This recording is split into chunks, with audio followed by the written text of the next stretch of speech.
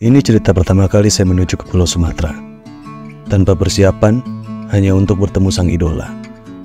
Dan kali ini, saya ditemani oleh sahabat saya, Baro.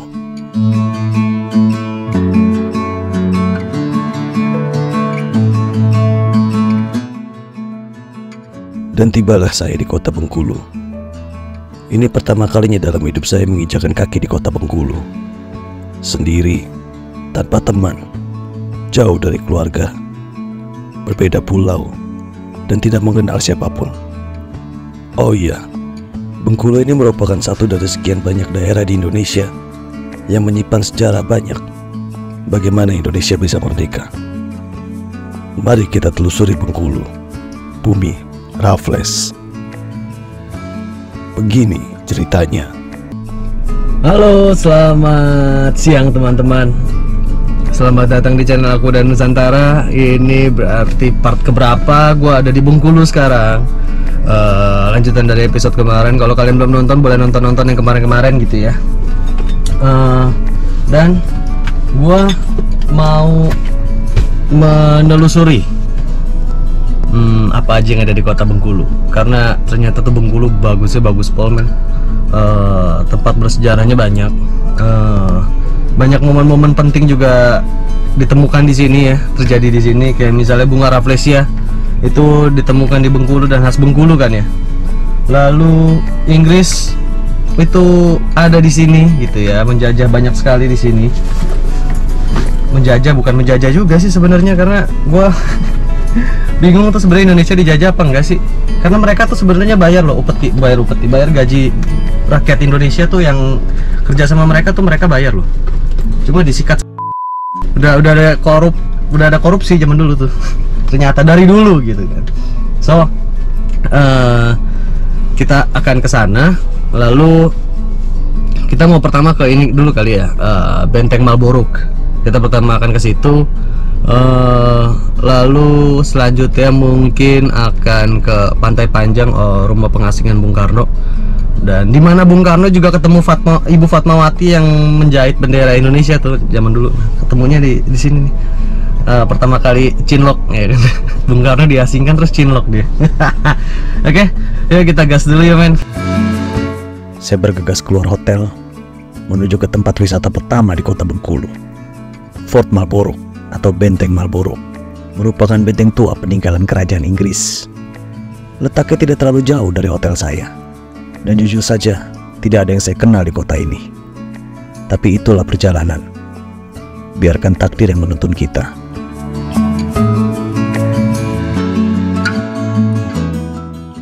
Dan benar saja, takdir mempertemukan kami. Nama beliau adalah Bapak Dedi, seorang guide yang akan memandu kita agar kita bisa mengenal isi beserta sejarah dari Benteng Marlborough ini. Saya pun berbincang sejenak dengan Bapak Dedi. Beliau menjelaskan secara singkat mengenai kisah dan sejarah di balik Fort Marlborough. Fort Marlborough ini merupakan satu-satunya benteng di Indonesia yang sempat diduduki oleh 4 negara: Inggris, Prancis, Belanda, dan Jepang. Dan selama proses pembangunannya, kerajaan Inggris tidak melakukan kerja paksa kepada penduduk sekitar. Mereka membawa pekerja-pekerjanya dari Cina daratan dan India.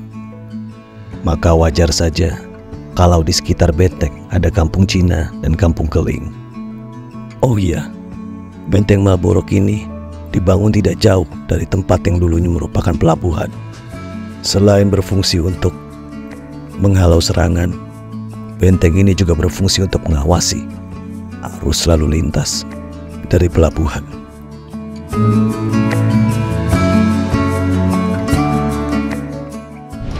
Oke guys, kita udah sampai di depan bentengnya. Tuh, kalau kalian lihat. Nah sekarang kita akan dibantu sama Bapak Dedi. Halo Bapak Dedi. Nah Pak Dedi ini jadi guide kita hari ini. Dan kalian dengarkan dengan seksama karena memang benteng ini ternyata seru ya Pak ya. Sangat unik. Jadi begini, kalau kita balik dalam sejarah, penjajah di Indonesia ini ada 3 ya, Belanda, Jepang, Portugis. Tapi kadang-kadang kita tidak terbaca kok Inggris ada di Indonesia. Ya. Nah, tepatnya di provinsi Bengkulu. satu-satunya benteng peninggalan Inggris ya di Bengkulu. Oke. Itu.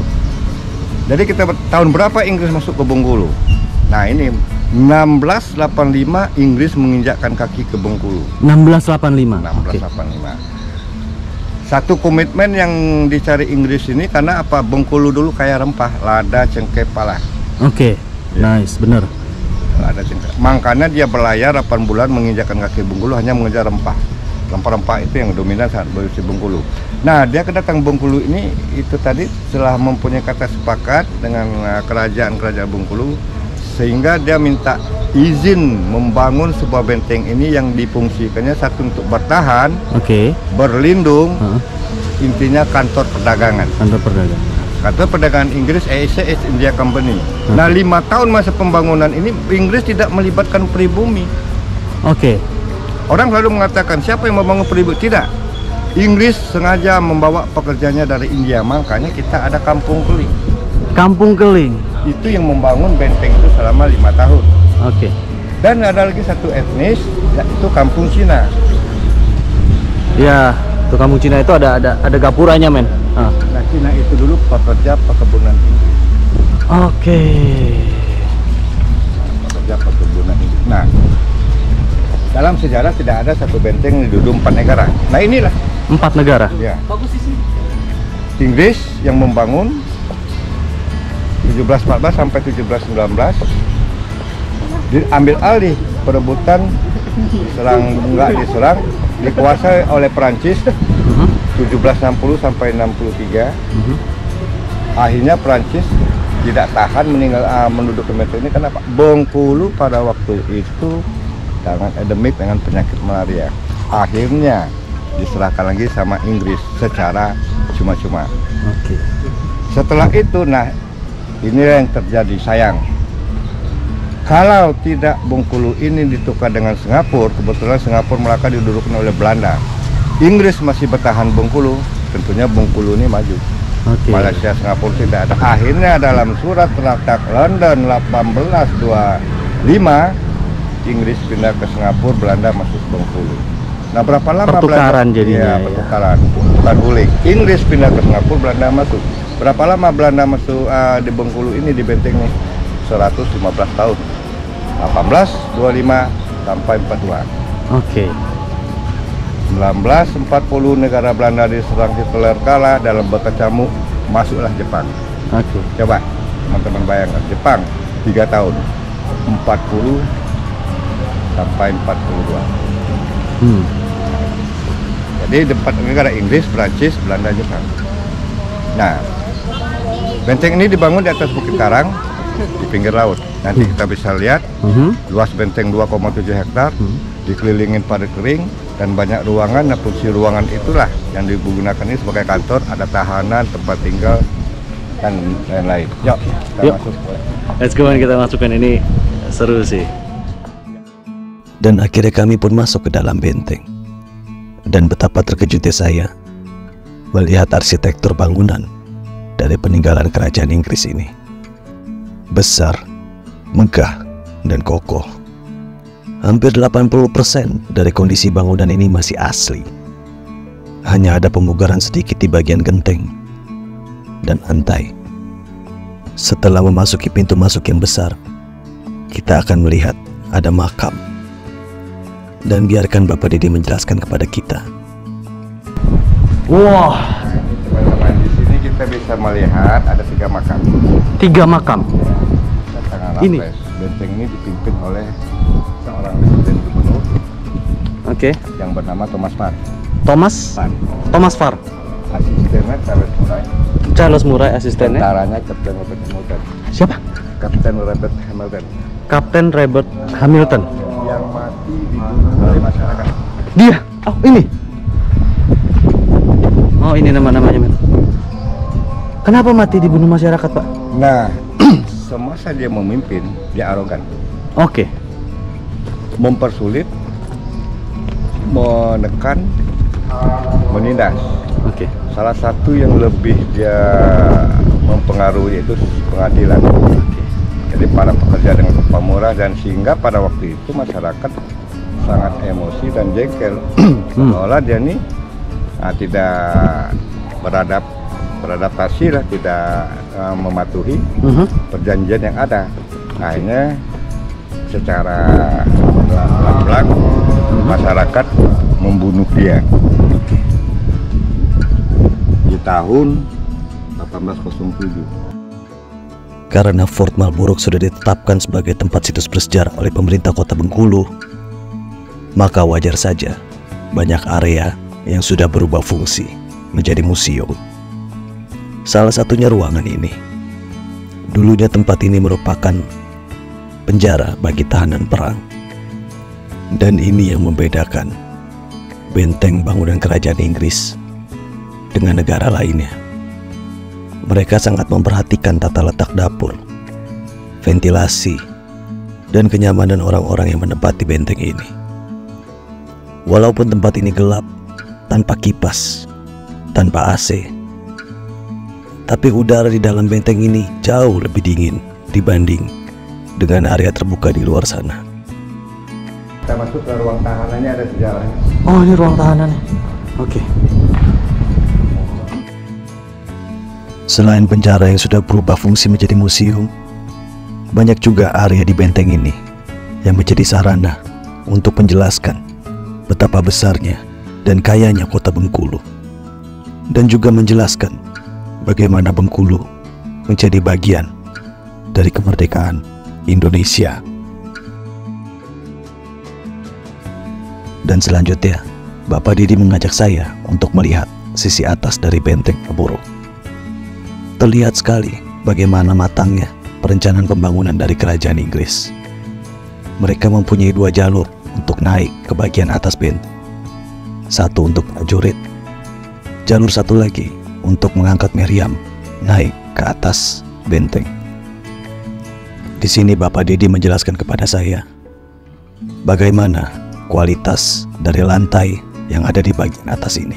Berbeda. Wah. Renovasi original. Guys, ini renovasi loh. Yang kita minta renovasi. Ini originalnya malah begini. Gimana sih ini renovasi, pusing? Sudah ratusan tahun terkena hujan, terkena panas, tetapi tidak rusak dan tidak berlumut. Ada beberapa bagian yang retak karena gempa bumi. Setelah dilakukan pergantian, terlihatlah bahwa lantai dari kerajaan Inggris ini lebih kokoh daripada hasil yang sudah dipugar.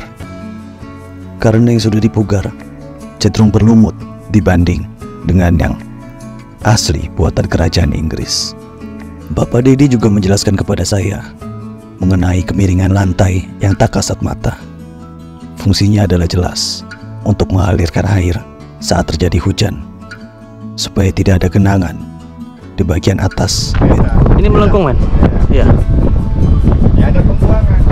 Iya. Ada drainase. Ada drainasenya, gila sih.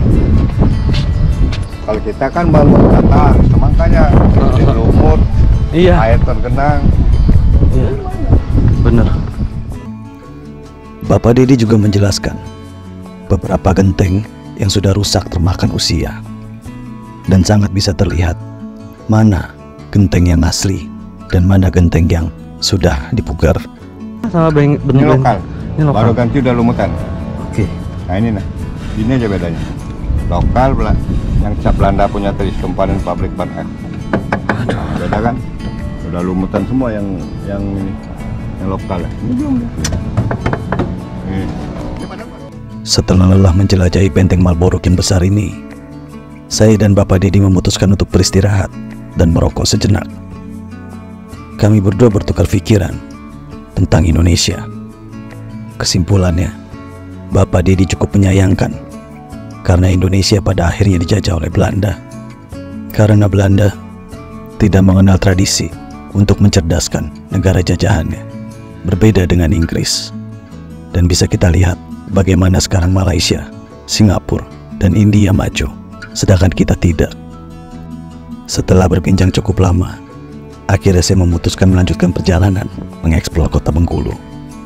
Namun siapa sangka, ternyata Bapak Didi bersedia meluangkan waktunya untuk membantu saya mengenal lebih dekat tentang sejarah kota Bengkulu. Kita masih sama si Pak Dedi. Doi ngajak gua ke rumah kediamannya Raffles zaman dulu. Lagi diizinin dulu gitu, kalau boleh kita masuk, kalau enggak kita langsung ke rumah Soekarno. Dan senang banget ya kita dapat teman. Itu dia, gua ketemu teman di jalan. Dapat teman yang bisa kenalin kota dia kita dan ke kalian semua. Oke, let's go, kita langsung gas ya. Persinggahan kami selanjutnya adalah rumah Raffles, di mana rumah tersebut sudah berubah fungsi menjadi rumah dinas gubernur kota Bengkulu.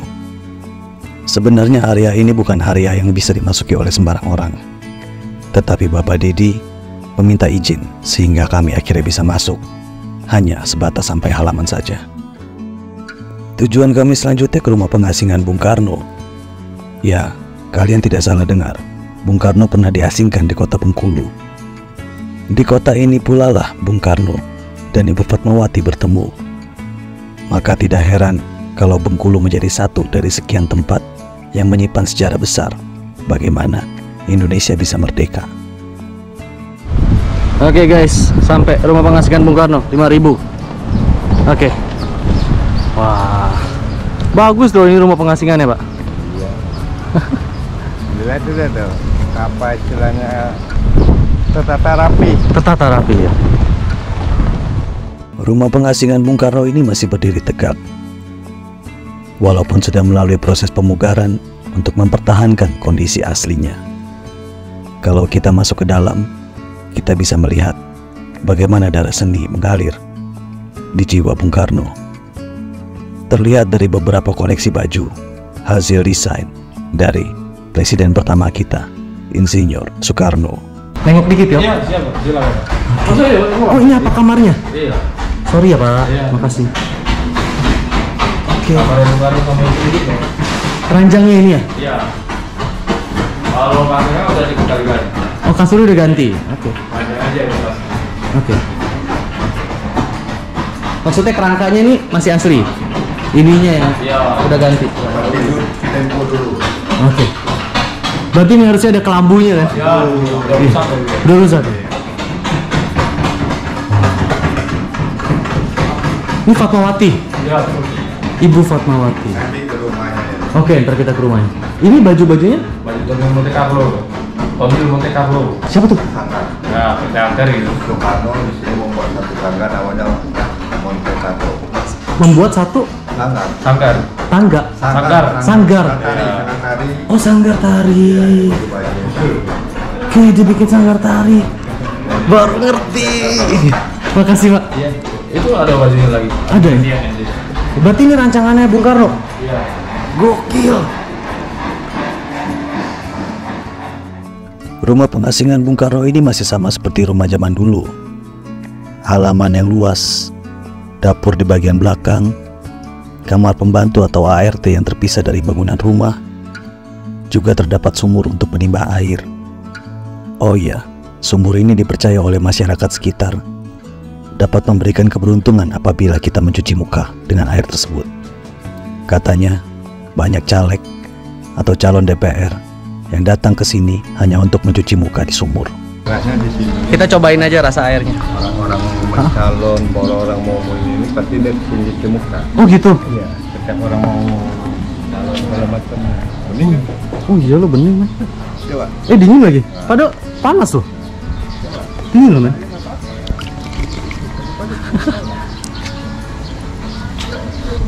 Dan airnya nggak bau ya, Pak ya? Oke, dah.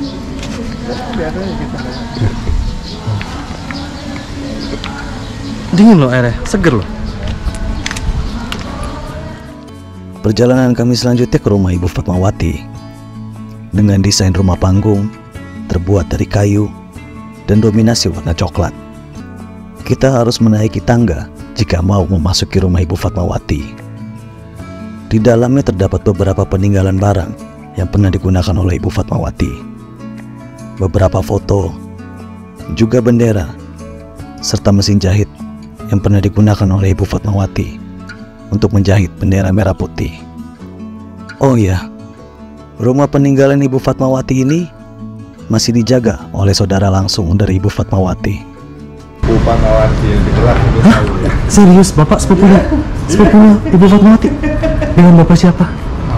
Pak Marwan. Salam. Setelah dipandu oleh Bapak Dedi ke beberapa tempat di kota Bengkulu, akhirnya kami harus berpisah karena Bapak Dedi harus kembali ke Benteng Malborok menjadi guide. Terima kasih banyak untuk Bapak Dedi. Semoga kita bisa berjumpa di lain waktu. Oh iya, jika kalian bertemu dengan orang-orang seperti Bapak Dedi, berikanlah imbalan yang setimpal. Karena guide seperti Bapak Dedi tidak dibayar atau digaji oleh pemerintah dan dinas pariwisata. Mereka hanya mengandalkan pengunjung-pengunjung seperti kita. Ya, begitulah Indonesia. Dengan anggaran yang begitu besar, tetapi tidak tersalurkan ke orang yang tepat.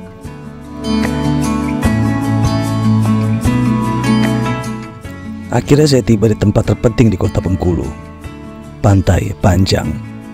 Pantai ini merupakan pantai terpanjang di Asia Tenggara. Ya, teman-teman tidak salah dengar. Bengkulu memiliki pantai terpanjang di Asia Tenggara. Dengan karakter pasir yang sedikit, angin yang kencang, serta ombak yang besar. Belum lagi di sepanjang pantai dihiasi oleh pohon pinus, membuat suasana menjadi romantis. Teman-teman wajib datang ke tempat ini jika singgah di kota Bengkulu. Saya sempatkan diri untuk mencicipi kopi hitam khas kota Bengkulu, Kopi 1001. Kopi ini bercita rasa robusta, pekat, serta tidak ada ampas yang mengambang di atas air. Pantai Panjang dan Kopi 1001 merupakan perpaduan yang pas untuk menikmati indahnya kota Bengkulu. Dan perjalanan saya masih panjang.